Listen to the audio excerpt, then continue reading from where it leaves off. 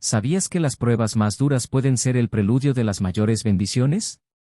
La historia de Ismael, enviado al desierto por su propio padre, y la de José, vendido como esclavo por sus hermanos, nos muestran cómo Dios transforma las adversidades en caminos hacia la prosperidad. Acompáñanos en este recorrido por relatos bíblicos que evidencian el poder divino para convertir las pruebas en oportunidades de crecimiento y éxito. La historia de Ismael, hijo de Abraham y Agar, es una de las más enigmáticas y menos exploradas de la Biblia. Si bien muchos conocen el relato de su nacimiento y el conflicto que surge en el hogar de Abraham, pocos se detienen en la vida que Ismael llevó tras su destierro. La narrativa bíblica nos da una pequeña pero intrigante ventana hacia el destino de Ismael, especialmente en su vida en el desierto de Parán, un lugar simbólico de soledad, supervivencia y, a la vez, de propósito. El destierro de Ismael, ¿castigo o destino? Ismael nació del deseo de Abraham y Sara de tener descendencia, cuando Sara ofreció a su sierva Agar como esposa a Abraham. Este acto fue visto como una solución humana a una promesa divina, lo que desencadenó una serie de conflictos. Tras el nacimiento de Isaac, el hijo prometido de Sara, la tensión entre ella y Agar aumentó. En Génesis 21, 9-10, vemos cómo Sara exige a Abraham que despida a Agar e Ismael, años más tarde, para asegurar que la herencia de Isaac no sea compartida. En un acto de profunda tristeza, Abraham despide a su hijo Ismael, entregándole solo pan y agua para su viaje al desierto. En esta situación vemos a Ismael como el primer exiliado en la historia bíblica, enviado a una tierra inhóspita sin pertenencias ni protección, pero acompañado por la promesa de Dios de que también se convertiría en una gran nación. Génesis 21:13. Ismael y Agar vagan por el desierto hasta que finalmente llegan a Parán, un lugar donde Ismael crece, se fortalece y comienza una vida independiente. La vida en el desierto de Parán, fortaleza y supervivencia. Parán no era solo un desierto físico, sino un símbolo del destierro y la separación de la bendición de Abraham. Sin embargo, en este espacio inhóspito, Ismael demostró su capacidad para sobrevivir.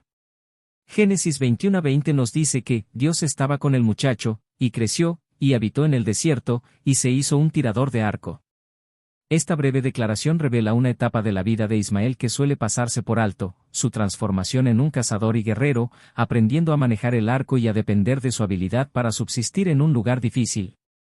En lugar de sucumbir, Ismael prosperó en Parán, con el favor de Dios sobre él a pesar de su distancia del linaje de Isaac. Parán es también un lugar de preparación. Desde este entorno hostil, Ismael comenzó una vida que influiría en generaciones futuras. Su fortaleza como arquero y líder en el desierto marcó la fundación de una cultura nómada y guerrera, dejando una impronta en la región y en la historia del pueblo ismaelita. Parán, lejos de ser un lugar de abandono, se convirtió en el escenario en el que Ismael se forjó como una figura imponente e independiente. La herencia de Ismael, una nación prometida. La promesa de Dios de hacer de Ismael una gran nación se cumplió.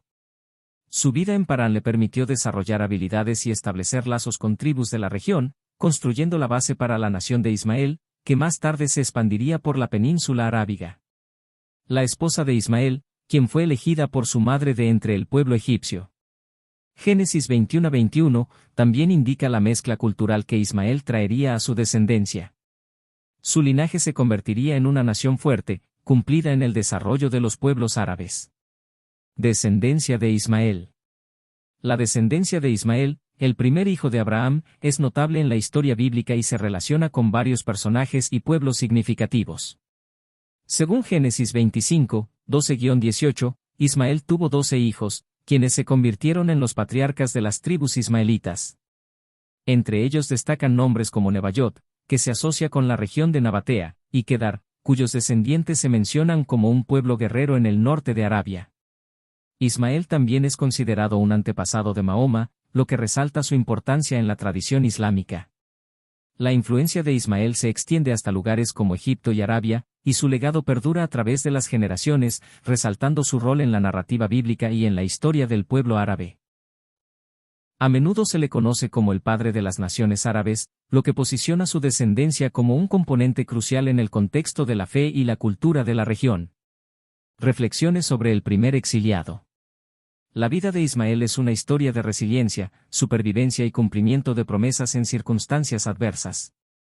Aunque fue expulsado de la casa de Abraham, Dios permaneció con él en Parán, mostrando que su bendición no depende de un lugar o de un linaje específico. Ismael es un recordatorio de cómo el propósito de Dios puede llevarnos incluso a los lugares más áridos para formar el carácter y cumplir su voluntad.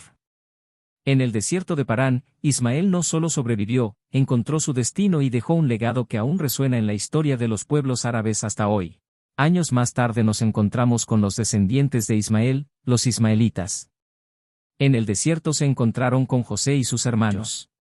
Sus hermanos, cegados por la envidia, lo vendieron como esclavo a una caravana de ismaelitas que se dirigían a Egipto, Génesis 37 horas y 28 minutos. En esta primera gran adversidad, la reacción de José no fue de desesperación ni de odio. Aunque fue traicionado, mantuvo una actitud de confianza en Dios. La Biblia nos enseña en Proverbios 3:5, confía en el Señor con todo tu corazón y no te apoyes en tu propia prudencia.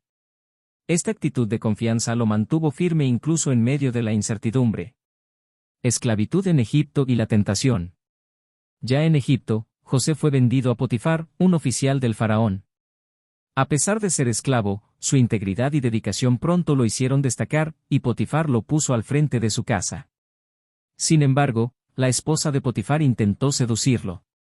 José, siendo fiel a Dios y a su maestro, rechazó repetidamente sus avances, hasta que ella lo acusó falsamente, lo que lo llevó a prisión, Génesis 39, 12-20. La actitud de José ante la tentación refleja lo que más tarde se nos ordena en 1 Corintios 6:18, huid de la fornicación. José no solo evitó caer en pecado, sino que incluso aceptó con humildad la injusticia de ser encarcelado por un crimen que no cometió. Esto nos muestra su profundo respeto por los mandatos de Dios y su disposición a sufrir por hacer lo correcto. Interpretación de sueños y su ascenso al poder. Mientras estaba en prisión, Dios le concedió a José la habilidad de interpretar sueños, lo que eventualmente lo llevó a ser llamado por el faraón para interpretar un sueño que perturbaba al monarca.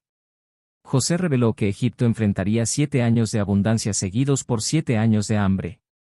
A raíz de esta interpretación, el faraón nombró a José como su segundo al mando, encargado de preparar al país para la hambruna, Génesis 41, 39-41. El ascenso de José no fue resultado de una ambición egoísta, sino de su confianza en Dios y su disposición para servir, lo que recuerda el mandato de Mateo 23:12, el que se humilla será exaltado. Su humildad y fe inquebrantable no solo lo llevaron a una posición de poder, sino que lo pusieron en una situación donde podría salvar a su familia. El perdón a sus hermanos. Durante la hambruna, los hermanos de José fueron a Egipto en busca de alimento. A pesar de todo lo que le habían hecho, José los perdonó y reconoció que lo que ellos habían hecho con malas intenciones, Dios lo había usado para el bien, Génesis 50 horas y 20 minutos. Este acto de perdón es un ejemplo del mandato de Efesios 4:32, sed bondadosos unos con otros, misericordiosos, perdonándoos unos a otros, como también Dios os perdonó a vosotros en Cristo. La vida de José es un ejemplo poderoso de cómo la fe, la integridad y el perdón pueden transformar la adversidad en una oportunidad para cumplir los propósitos de Dios.